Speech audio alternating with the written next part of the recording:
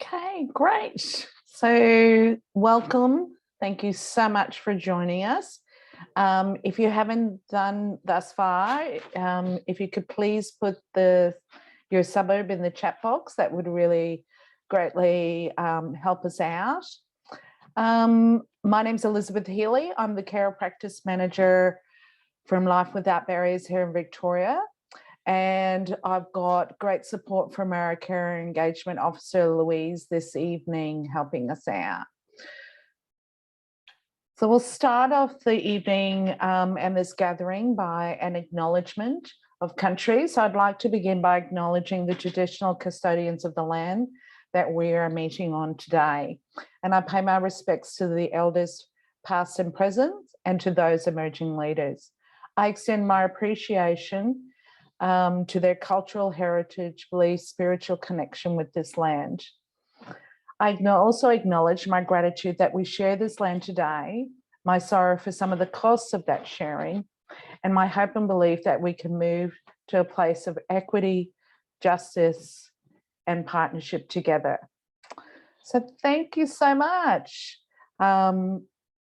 It's a great evening to be inside. It's got to be one of the coldest days I've experienced since being back in Victoria. So I just want to go through a bit of housekeeping. Obviously, you know where your own toilets are at any time. Get up and go to the toilet. You don't have to let us know.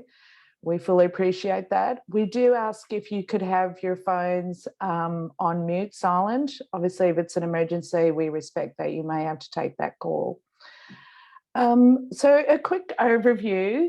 So we know that learning about fostering can be quite daunting, and we know that most people, when they get to this point of joining our webinars, have put a lot of thought into it.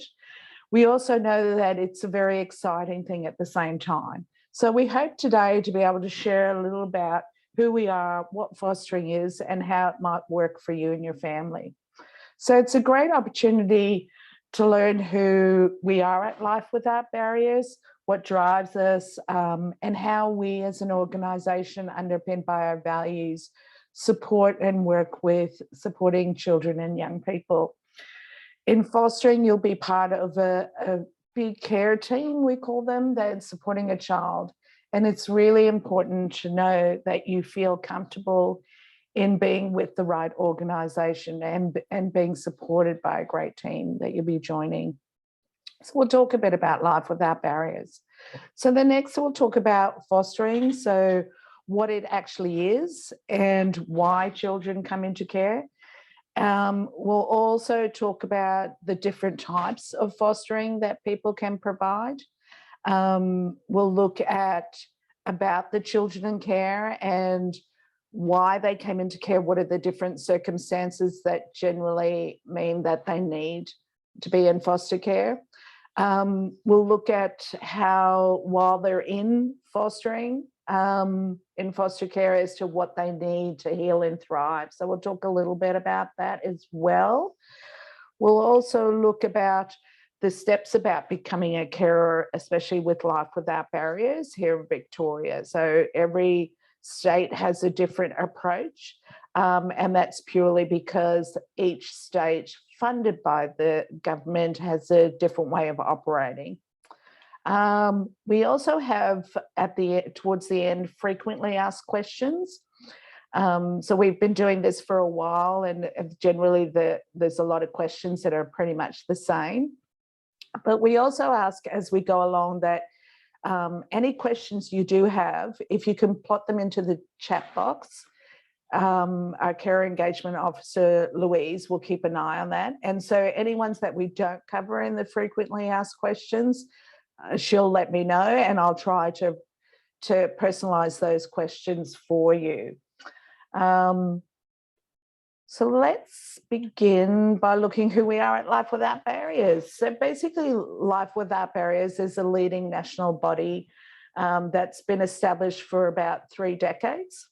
It was begun by a determined group of people, mainly volunteers, who had a real clear vision to partner with people to improve the lives for the better. We provide people with key services and assistance that they have identified that they want to achieve their goals and maximise their opportunities to participate as fully in society that they wish to. We partner with communities, with elders, with government and the private sector to ensure we can achieve positive long-term change. So we don't want to just have change that's immediate. We want to hopefully that people who come and seek our support and services and guidance are able to have that long-term achievement of their goals without our ongoing long-term assistance. So we've supported over 23,000 people in over 400 communities. Like I said, throughout all Australia, we're a national body.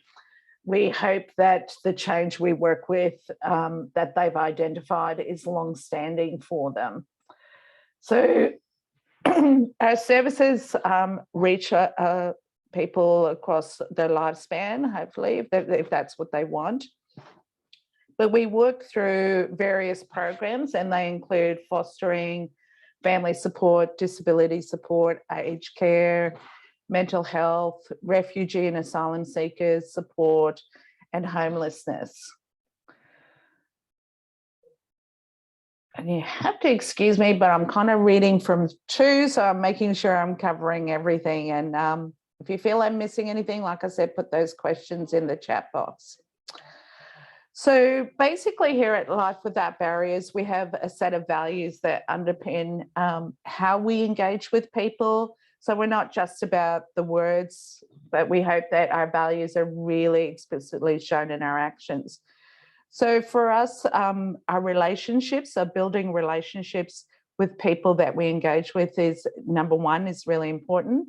And a primary focus in relationships, because we are at the end of the day people as well, is being really good listeners and really listening to people. So like I said earlier, we want to work with people to achieve goals that they've identified, not what we have identified.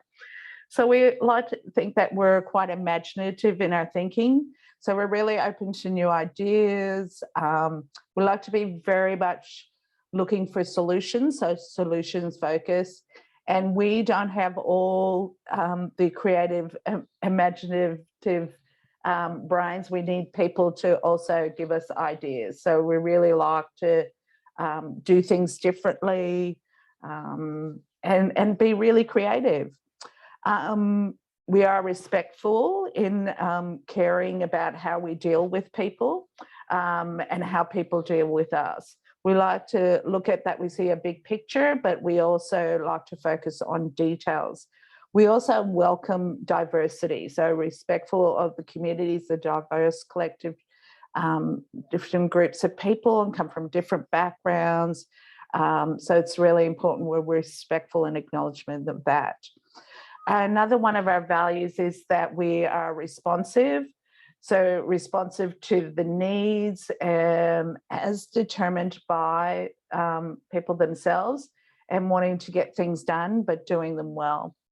We're also very courageous in our convictions. So we feel quite strongly about standing up for what we believe in and partnering with people in their beliefs as well.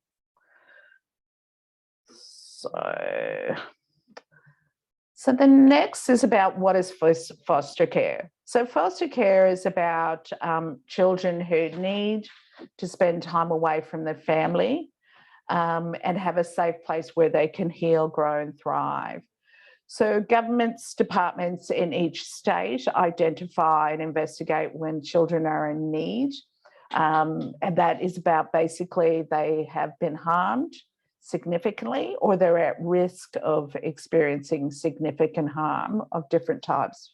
And that could be emotional, physical, sexual. So we look to having foster care is about providing that space for them.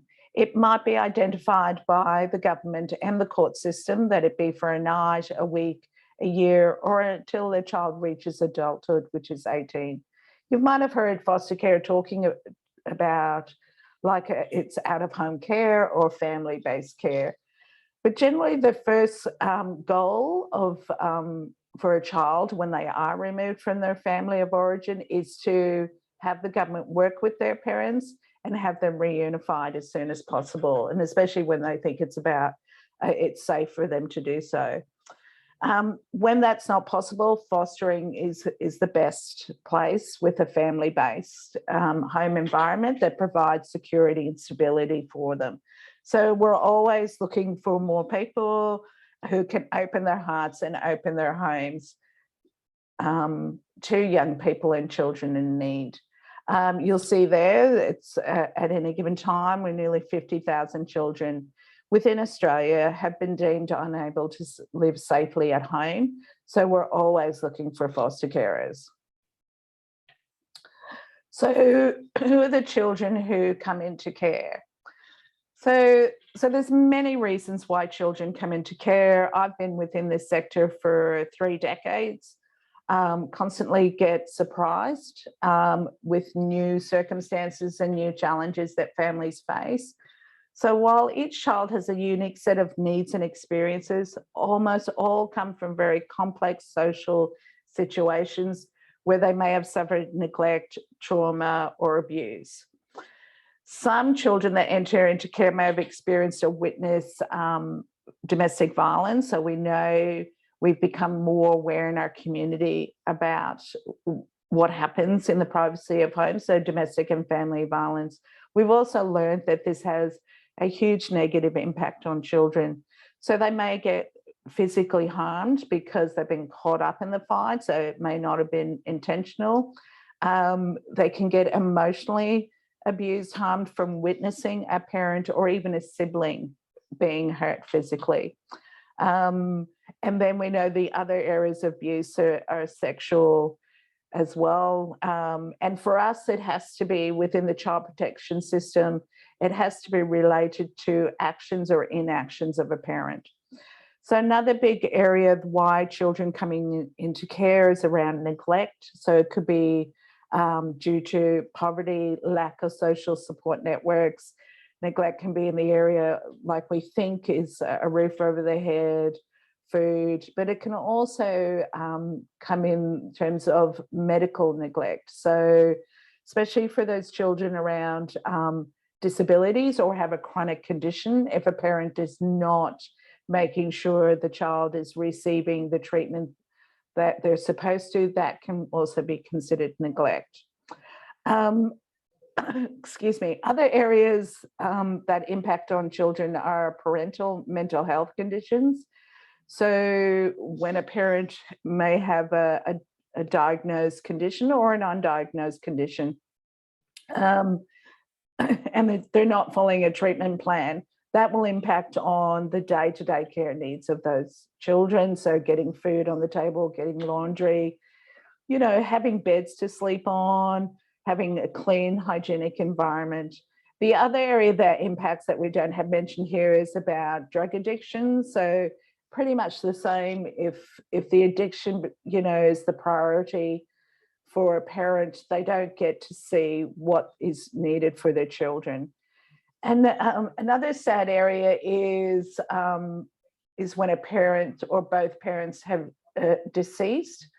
So it could be that it was sudden, or there's one parent that they're living with who has died and the government is unable to locate the other parent, and there is no family connections like most of us have. So another real sad area is significant needs of a child. So it may be a child with a significant disability that as they grow and become stronger, more powerful, it's too much for a parent to manage. And those are really sad situations.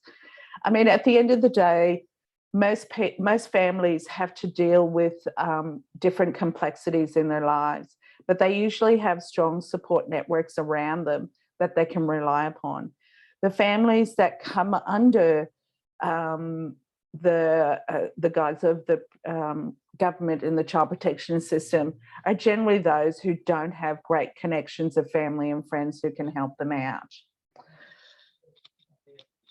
So who are children who come into care? Let me find myself. So generally they're aged between age 0 to 17, so they can come in as babies pretty soon after birth. 17 is decided because 18 is the legal age of being an adult. And of course, the child protection jurisdiction, the legislation can't cover after they turn 18. So that's why it's 0 to 17. We know that children who come into care come from a wide range of cultural, religious backgrounds. They may have recently arrived in Australia, so there may be traumatic events and experience of war that they've had. And that can include the parents, so that's where the mental health, so experiences they had that wasn't their fault may not be being treated well, and that has an impact on the children. Others come from cultural backgrounds that have been, and they've been in Australia well established for a long time. So whenever possible, we try to match children with families from their culture, from their religious background. And that is about mainly staying connected. For all of us, our histories within our family, regardless of persuasions and backgrounds, are really important to us. So I don't know, people, when families get together maybe once or twice a year, you usually end up talking about what happened in the past or what happened with auntie so-and-so or uncle so-and-so. So being able to keep those culture and languages and religious practices are really important. A real big area within this in Australia is about the Aboriginal experiences. So we know about the stolen generation. Sometimes our system can keep on perpetuating that. So the system as a whole really prioritised, so it's enshrined in legislation. So the Aboriginal placement principle is to place Aboriginal children with Aboriginal carers, as well as Torres Strait Islanders. We know that in the past, when this hasn't been a priority, there's been a loss of stories, there's been a loss of language, and we know ongoingly that that is a real detriment to the child while they're healing and thriving. The other thing about children who come into care, it's important to realise and maintain that they have families who will always be important to them. No matter what, in my experiences, no matter what has occurred to them by a parent, they will still have great loyalty to their parent and great love for their parent. So it's really important that we maintain those family connections.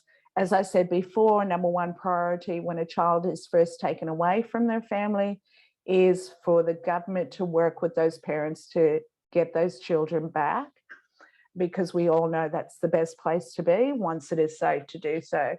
So we really are looking for carers who really can support that reunification process and really have an understanding of no matter what happened, no matter what negative stories you might hear about a parent and the child may tell you themselves, they will always be important to that child.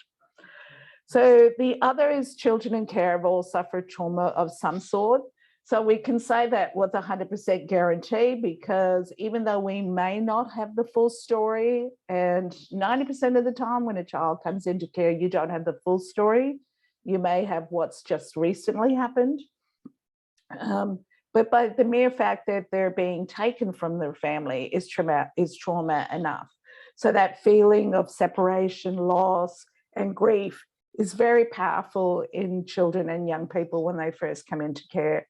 It's also an experience that they can have ongoing if they have to keep on moving from foster care to foster care.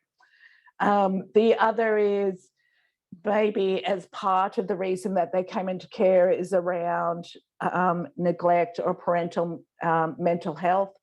And lots of times kids get isolated, parents isolate, so they lose connection with their school, with their friends, with their sporting clubs, all that kind of thing.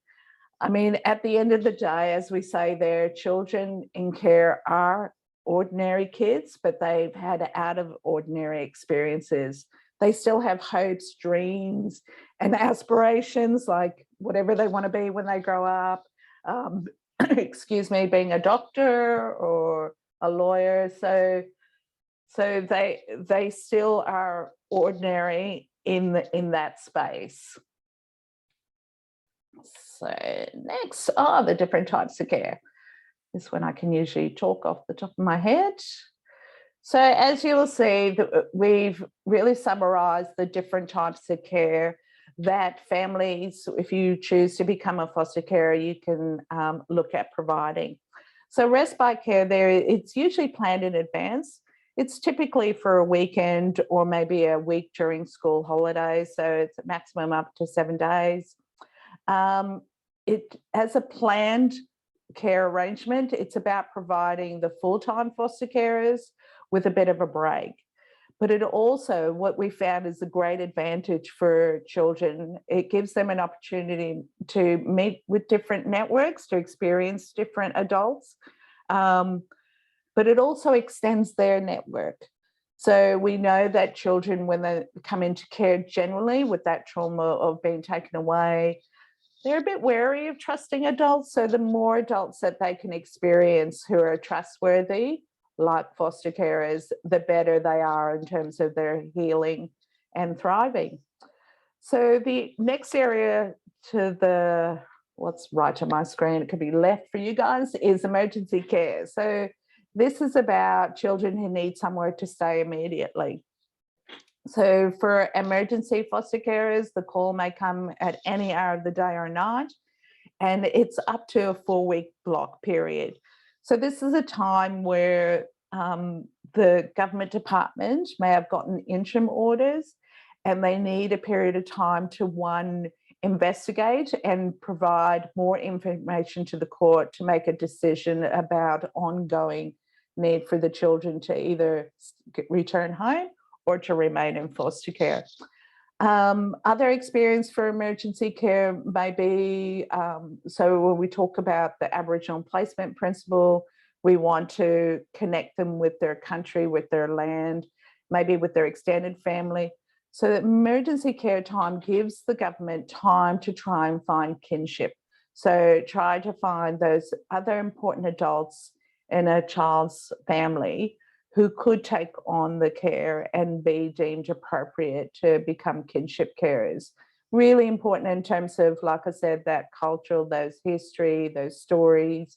So the more that they can be with extended family, the better.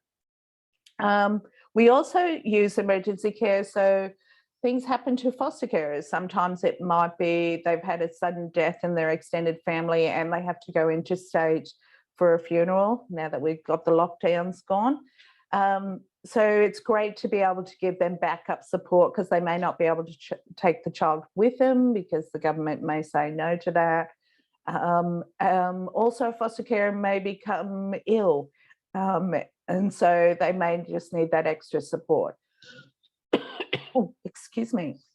The next area is short-term care. So this is a period of time of up to 6 months. So the government will get a court order for 6 months.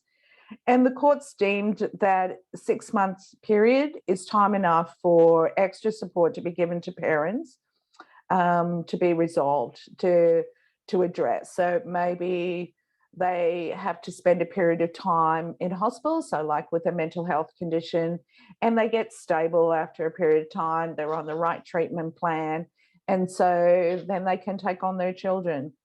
It could be for a bit longer. Sometimes it can be 12 months. Sometimes after 6 months, the parents haven't achieved what they're to do. So it needs to go for another 6 months.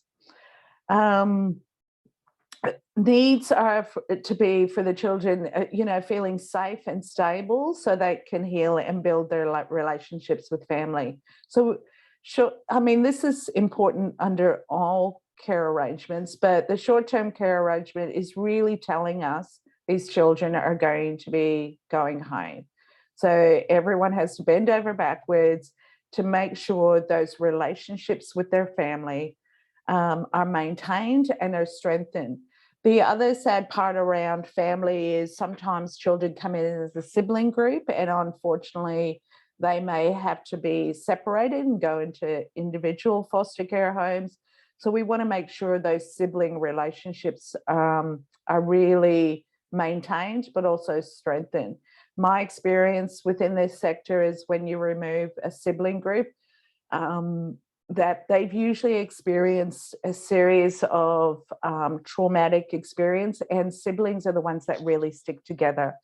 So having to be separated, one from their parents, is traumatic, but then having to be separated from siblings. We always love foster carers who will take on a sibling group.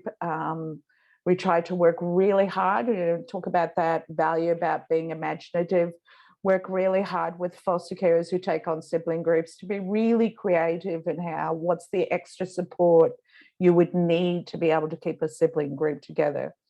The other area we try to work hard around sibling groups is if they have to be separated, we try to keep them within the Life Without Barriers family. And then we hope that the Life Without Barriers carers can really come together. Sometimes we've planned respite for one of the siblings to go to the other sibling's foster care, and that's the respite. But that also is an opportunity. It's a great opportunity for those sibling connections. All right, long-term. So long-term care is predominantly more than 6 months. It usually, on average, it takes them up until they turn 18.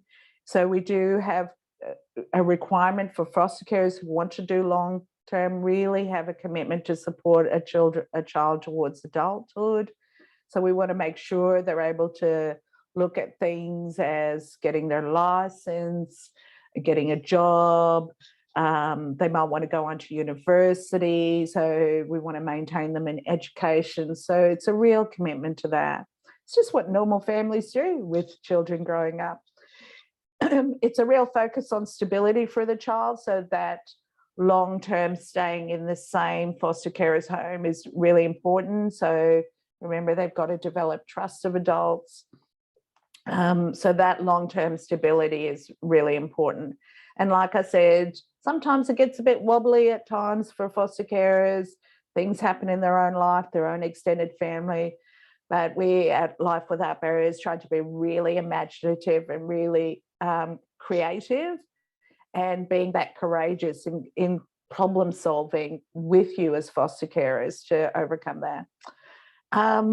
The other thing is, it's not necessarily, although I say it's a court order might be until they're 18, it's not necessarily that they stay until they're 18. So sometimes you might find after a 2, 3, 4, 5-year period where a parent has addressed their issues and they can apply to the court to have an order revoked.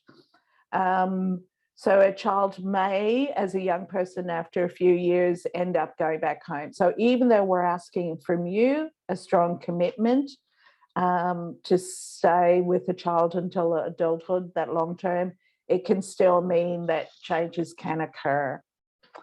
Right. Okay, what are we next up to?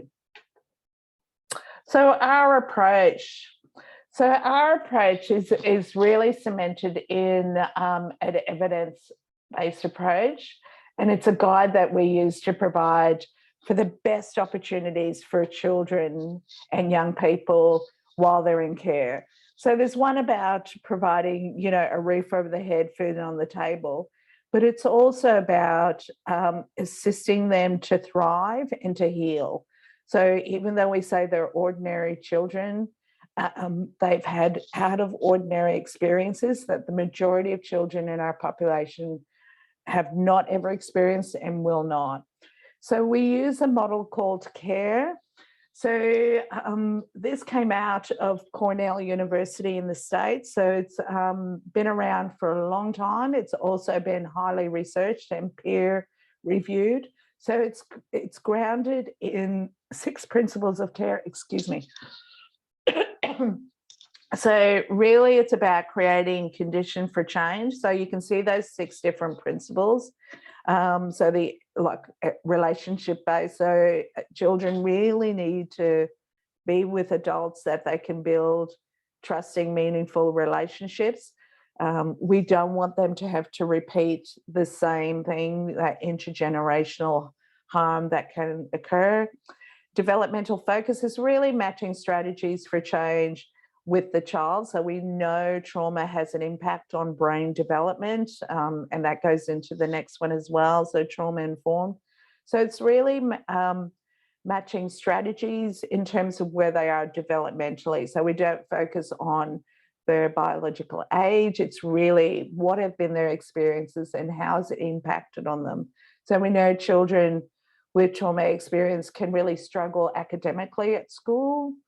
So we really need to look at what our expectations are of them within that trauma experience. And sometimes for us at Life Without Barriers and for foster carers, this can be really difficult because we don't get all the information straight up from the government department. And for most of it, that's because they don't have all the information as well. So as a care team, we really try to work together to get that history. So sometimes you might become aware after a child is with you for, you know, a week up to 4 weeks that their speech is not great or their walking gait is not great. So you can inform us as a care team and we can look at that and try to get more of the history. And remember, while you're caring for the child, the department is working with the parents and they'll keep on trying to get the history in the background and provide that to you. The next is about being family involved. So we keep on repeating this because it's really important, and especially about maintaining a child's culture and background. Lots of research. We didn't do this very well going back a few decades ago.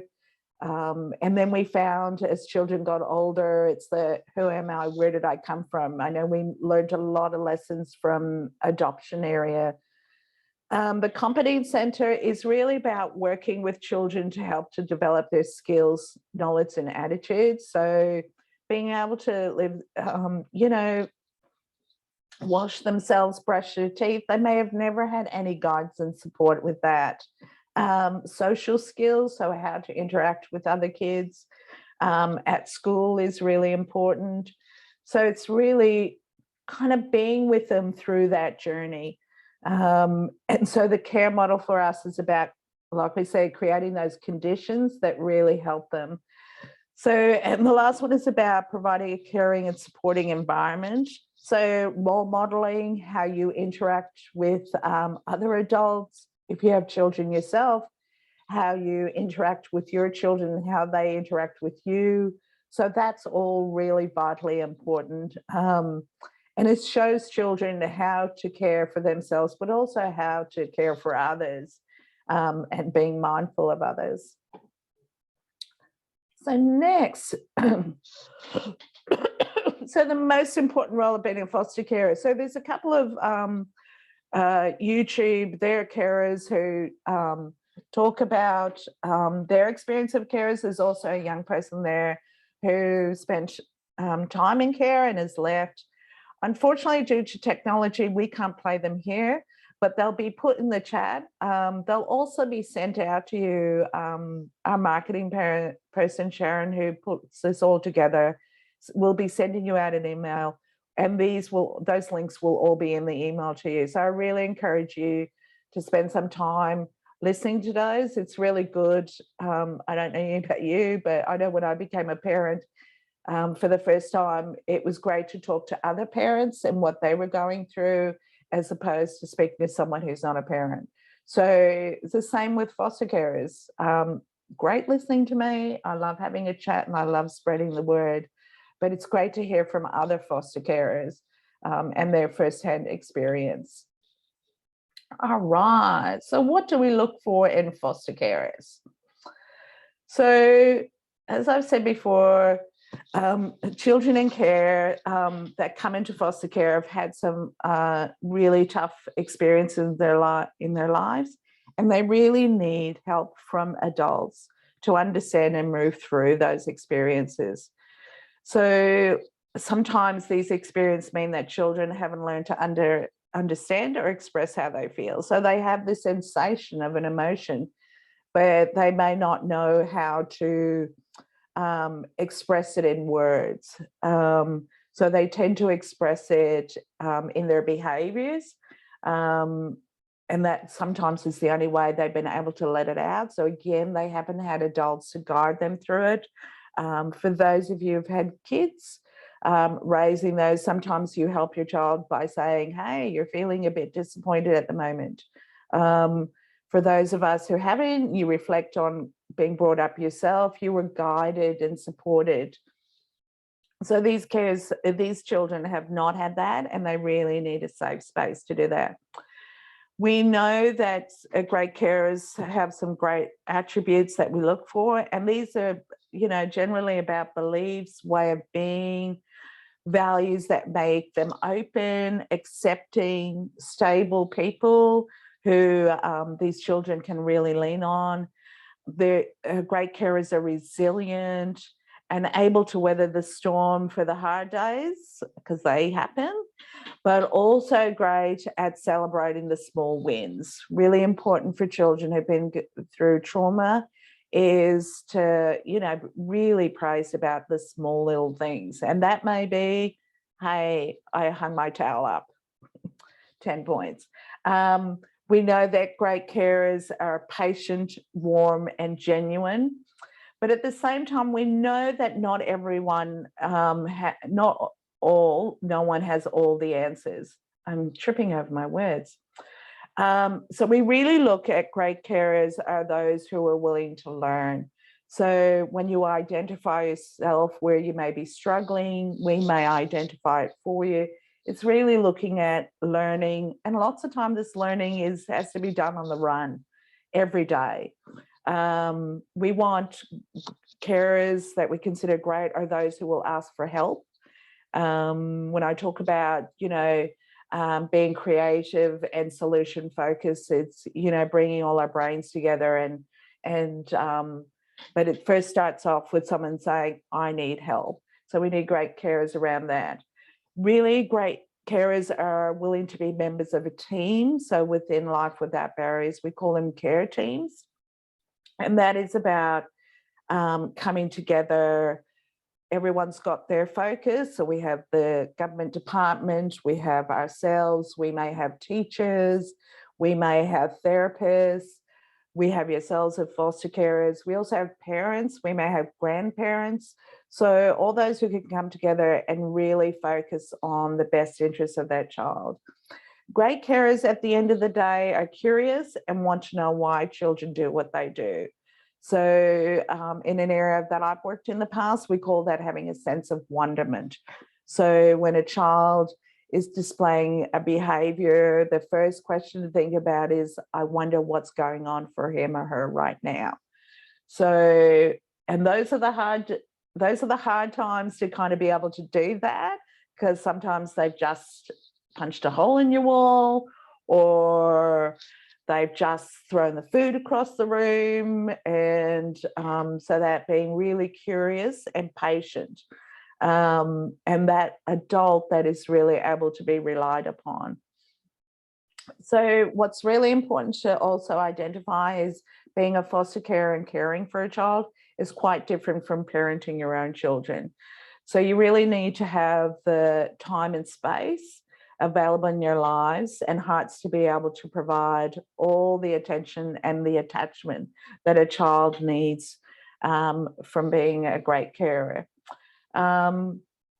We know, again, we say that families will always be important to children and preserving those relationships for those children.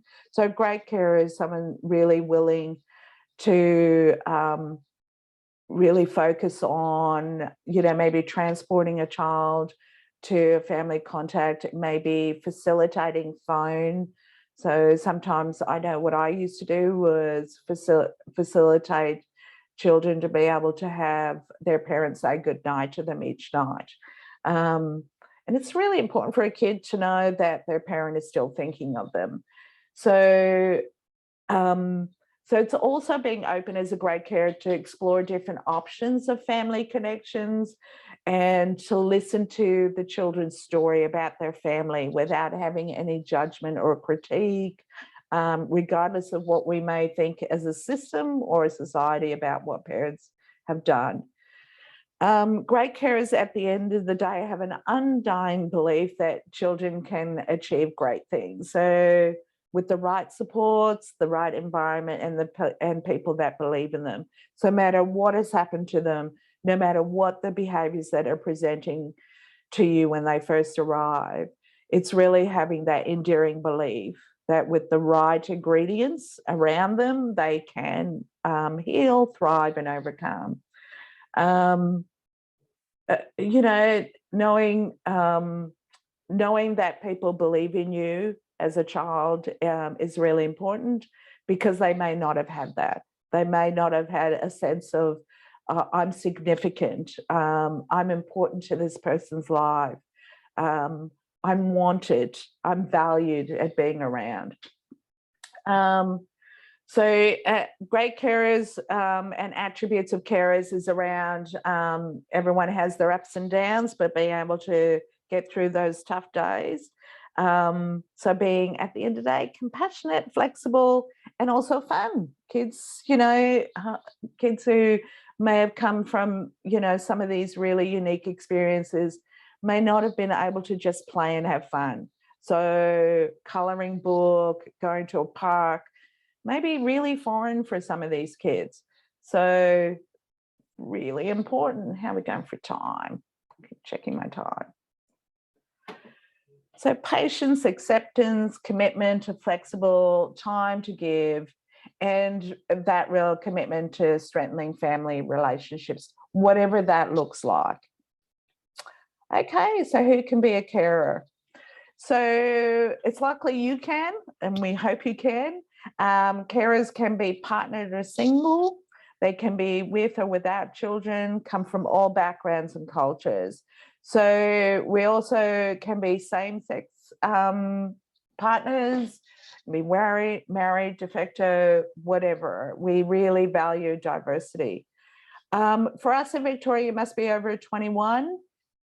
And that's the legislation imposed on us. With relevant life experience, you need to be well and healthy. So if you know you've got ongoing chronic illness, you may not be able to really provide that stability for a child. Having a regular source of income, it helps for stability. As I said before, any culture, faith, religion, sexuality, gender, identity, or expression, single or in a relationship, you have to be really willing, and all adults in the household need to be willing to undergo background checks. So that will be child protection checks, but also police checks, so national, and if you've lived overseas, we may have to do an international police check. So said it before, it can be with or without family. You can be renting or owning your own home, have a mortgage. You could be in Department of Housing, a home. You definitely need to have a spare bedroom. So this is really important in terms of how children see themselves being valued as having their own space. They may not have had this at all. It may not have been fostered within their family of origin. So they need to have their own room. The other thing that's really important about having their own room, it's imagine yourselves going to someone else's home and it was abrupt, but you could be staying there for 6 months, 12 months, and you have to share a room with someone else you just met, absolute stranger, and that other person doesn't want you there and doesn't want to share their toys with you. So we also look at your own bedroom as a place of sanctuary. So giving a child their own space where they can have some downtime. They might need some time away from the hustle and bustle of the general living areas. So having a place they can go and relax, and a sanctuary is really important. Looking at having a car and license, we're looking at this at the moment, so it's not completely mandatory. it does make it easier when you're looking at transporting children to school, or needing to go to appointments. But as I said before, Life Without Barriers will really want to work with you if you're finding it's too much, or you're without a car for a period of time. We're always looking for solutions. We'll always come up with creative ways. And everyone in the household, especially adults, but over 16, has to be active and willing to participate. So we know from people who have like shared house arrangements, everyone has to be on board. Everyone gets interviewed. I'll talk a bit about the process that we go through, but everyone has to, like I said, undergo all checks, and they also need to be part of the interviews that we conduct. So yeah, where am I up to next? So how to become a carer. So basically it's chatting with our team. So that's our inquiry team, and you'll get information on the next steps within an email that will get out to you within the next 24 hours. The great thing about chatting with our team is you may, after this webinar finishes, come up with questions. So they will answer any question. The team are all experienced in the sector, so they know how fostering works. They'll also help you to take part in an initial phone interview. So it's really looking at, is this the right fit for you? Is this what you're thinking? We then, if you come through that phase, you get referred down to us here in Victoria, and so we then organise a home visit. Most of those home visits now, because of the great COVID lockdowns, we come really good on Zoom, so we do that process on Zoom. But if people prefer, we can negotiate it in person. So it's really talking through the application, getting started with your background checks for the applicants and all household members. The next stage will be training. So it's mandatory that all people wanting to be accredited as first out carers have to go through what's called Shared Lives training. So there are 8 modules that we go through. It looks how to, what are the specific needs of children, so a bit more in depth. We go into the brain development and how trauma affects that. How to work as part of a team. So it really covers a lot of areas. It gives you a bit of the background of working with the department and that legislation area. The next is an assessment. So we have a number of assessors within Life Without Barriers, but we're also using external agencies. And that is a series of interviews. The whole process of assessment is also mandated by our government funding body. So it's about 4 or 5, sometimes 6 interviews to really talk through your motivation, your capacity to care, your willingness, your understanding. So we're going to be saying that you can be a really great foster carer. So we need to get to know you. You're going to have a child coming into your home, he's freaking out. So we want to make sure you're the right people for these children. All household members, as I said before, they're 16 and above, but also your own children will have to be interviewed depending on age appropriate. Our assessors are quite experienced with interviewing children from all different age groups. Once we go through that, a report's written, you get to read that report and you're required to sign off on it. Another big part of that assessment that I need to mention is home environment checklist. So we really need to make sure your home environment is physically safe. So maybe, where do you store cleaning products? Where do you store medicines? Obviously, we don't want children getting hold of that. If you've got a pool, we'd want to know it's got the right certification from council. So once we get all through that, we then go through the approval stage, and that is about us presenting you to the department, the government body, and we're saying you're a great foster carer and it's for these areas. So you can look at deciding what we call placement preference. So maybe the age group you want to look at, It may be, you know, the gender, so it matches your own child and things like that. And once we have that approval, you become accredited. And so you're provisionally approved until we get you through a whole pile of more paperwork.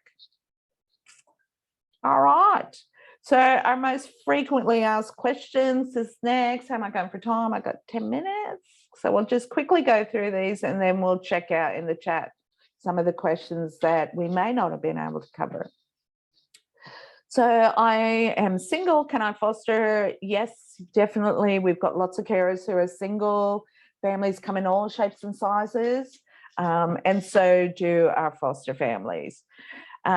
We are a same-sex couple. Can we foster? Of course, definitely. As I've mentioned before, Life Without Barriers really values a diverse community of foster children, foster carers, sorry. We also have young people who are coming into care who are also looking at gender identity. So we find having diverse foster carers really helps when we match and look at who can be the ones who really support the best for whatever that child is going through. So can I foster even though I don't have my own children? Definitely. So we know that having experience interacting and caring for children is really useful when fostering, but that can be gained in lots of other ways. So we have carers who teachers but never had their own children, so they have a wealth of experience working with children. People who work childcare, nurses, disability workers.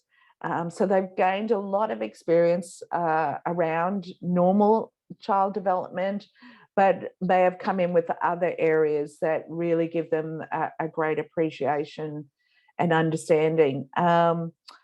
So what's really important is having those personal attributes that make you a good carer. That's what we're looking for. Right. Do you need to have a spare room? Talked a bit about this earlier. So yes, definitely it helps the child feel that they belong. And they're also valued and welcome. They have their own space. If they're going to be there, especially, you know, if it's regular planned respite, if you're looking at short-term, long-term, having their own, I don't know, pictures on the wall. It might be a space where they have pictures of their parents, their grandparents, so they can be reminded. Remember, again, those connections are really important. So definitely sibling groups. Sometimes we look at that sibling groups can share a room.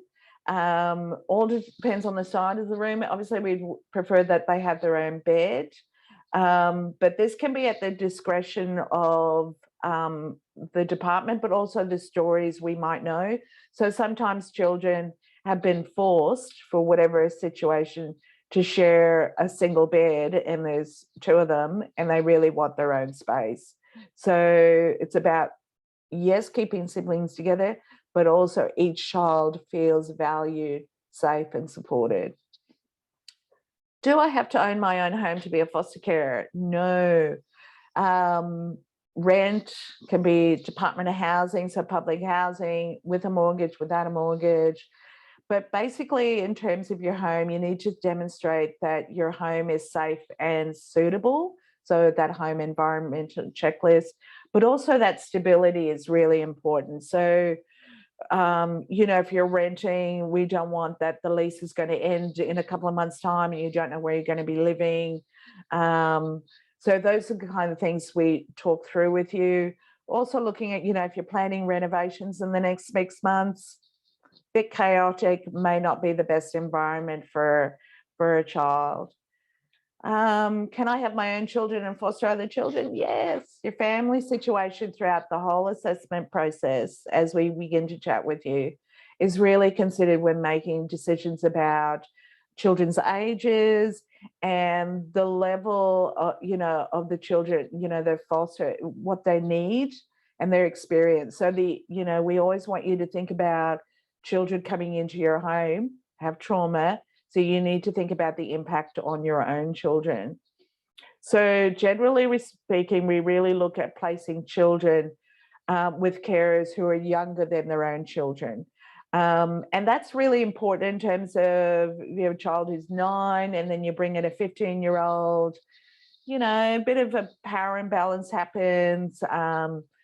Whereas, when we find them younger, your own children can keep their own place within the family and within the household. Will all my family be involved in the assessment process? Yes, everyone in the household will be part of the process. So we talked about all adults, so those over 16 have to go through the checks. But we will also want to have time through the assessment process to talk to your own children. So it's really important that we have a sense that they know what your decision making is. Obviously, we're not going to tell them the whole horror stories or anything like that. But we ask things like, especially for younger kids, how, if they've got a special toy, or how do they feel about sharing their toys with another child? What do you think? So sometimes you get them really excited to be able to help out someone else. So it's nice to know that parents have spoken to their own children. How are children matched to foster carers? So it's about firstly getting to know you really well. And generally so the assessment process can take 5 to 6 months. And that we need to spend a considerable amount of time to get to know you well so that we can sure to match children to you that you are able to best support. So we don't want to set you up for failure, because if we set you up for failure, that has a negative traumatic impact on a child. So we want you to be the best you can be.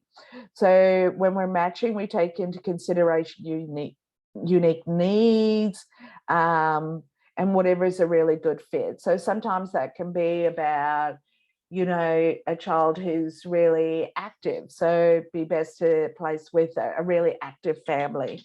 I think that I'm not good at thinking of examples at the moment. Maybe the questions in the chat will help me. Can I choose the age and gender of a child? So assessors will work with you, like I said, about the best fit, considering your skills, your household dynamics, especially around looking regarding age, gender, and needs of the child that you'll be approved for. It's important to keep in mind, if you really narrow your preferences, so you'll have an opportunity to say, I want to do short-term only, children, primary school age, doesn't matter what gender. So that keeps it nice, wide and open. If you were to say, hey, I only want a baby and it has to be a female, it's going to be really difficult for us to say to you, hey, we've got a female baby who needs a safe place to stay. So the assessors will work with you to keep it as broad, but within your particular skill set, household dynamics, who else are in the home, and it's all about capacity as well as willing. Do children in care have ongoing relationships with their family? Yes, I've talked about this a bit. We've got 2 minutes. Oh my gosh, I need to get to the questions. So family connections, really important. What if placement isn't working? So this is when we really ask great carers to put their hand up and say, I need help. So stability is really important. So if you are struggling and you're thinking about saying to us, can the child be moved on? We really ask you to speak with us first, and we'll try to wrap around whatever supports we can so it doesn't end the placement for that child.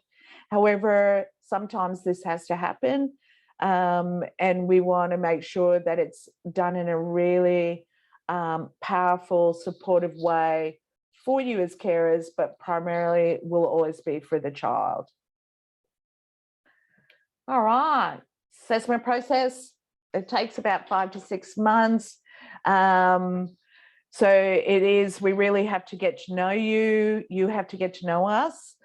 And remembering fostering is all about timing. So whilst you're going through the training and assessment space, if you need to have a break from that process, let us know. We're supportive of that.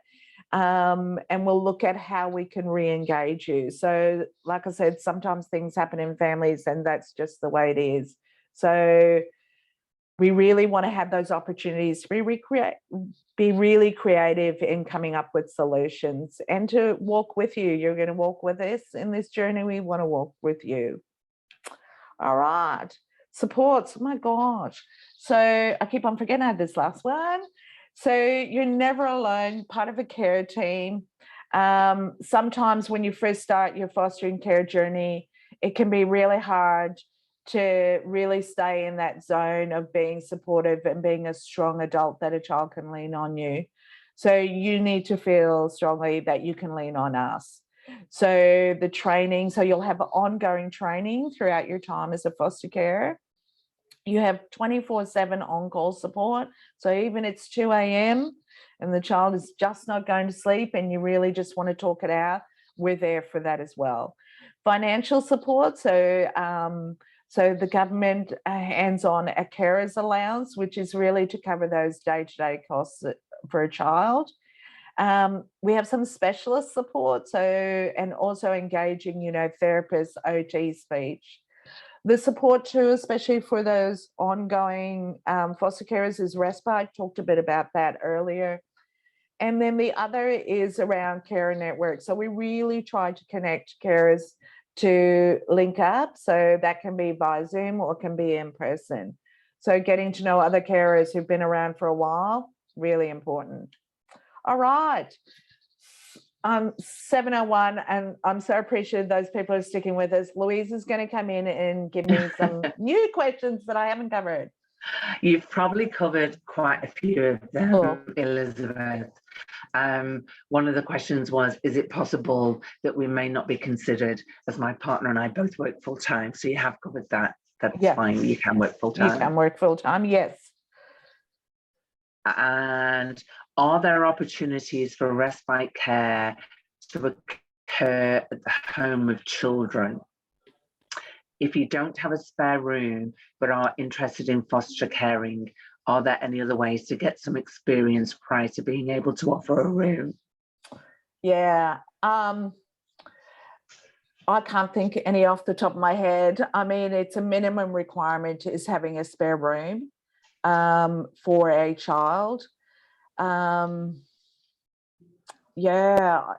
a really good question. Do you know, Louise, how you get it? I mean, remember, we're dealing with children and they're really special, they're really important. So it's not like, try before you buy, or I'm sure there's lots of volunteering support that you can do. You still have to go through the process to become a respite carer. Yes. And then you will form that relationship with the foster carer who has the child, maybe long-term placement or permanent.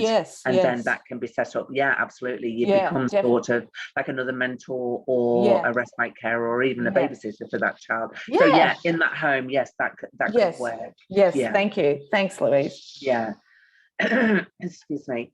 The only question I have is, I'm 69. Is this too old? I would be happy to foster. That's music to my ears, isn't it? I know. How much experience does this lady have? I know, have a wealth. So 69 is not too old. Less than 6 months, I'll be 60. So the older I get, I'm still young. So there is a cutoff age of 80. So 69, I know lots of people who are very active, healthy, absolutely, really partake in their community. And you may have had lifelong experiences that are just fabulous, and my experience too with myself getting older is a lot more calmer, a lot more relaxed. As long as you're willing to work as part of a care team, take on new learnings, and go through the whole journey with us, 69 is still young. Absolutely. Still in youth. Yes. Okay, I think you covered this one. Just looking at respite care or emergency care, just short-term care, is that possible? We've covered that. Yes, absolutely. Yes. And then if doing short-term or long-term care, are children able to be babysat, stay overnight with the foster carers' family members? Okay. And really does good an assessment process have to be done for those family members in order to respite. Really good question. That's the first time I've had this question this year. So excellent question. So we would, what we call babysitters. So you identify, and especially the earliest you can identify a regular babysitter, let us know, because they do have to go through all the checks and go through training and a bit of an assessment, not as exhaustive as you will go through, but definitely if it's a regular person that you're going to rely on, or you might have 2 people, 3 people. So we'll ask you those and explore those through the assessment process. So the earliest you can tell. So once they're accredited and approved and all the right checks have been done, they need that working with children checks.